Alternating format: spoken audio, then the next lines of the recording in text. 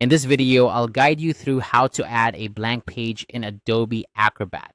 If you're working on a PDF and find that you need to insert a blank page, whether for additional notes, images, or just to separate sections, Adobe Acrobat makes this task straightforward.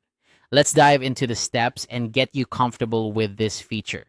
First, you'll want to open your PDF document in Adobe Acrobat.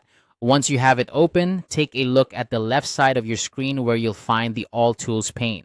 This is your gateway to a variety of functionalities within Adobe Acrobat. From here, select Organize Pages.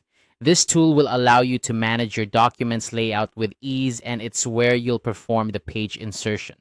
Now, with the Organize Pages tool open, direct your attention to the secondary toolbar at the top of your screen. Here, you'll see an option labeled Insert.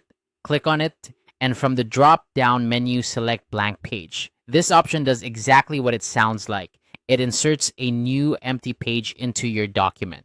Once you choose to insert a blank page, a dialog box will appear. This is where you can specify the exact location for your new page.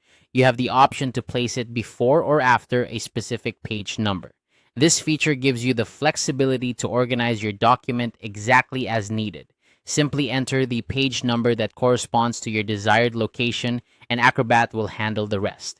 Here's an additional tip for when you're working directly within the thumbnail view of your document. If you prefer a more visual approach, you can use the drag and drop method.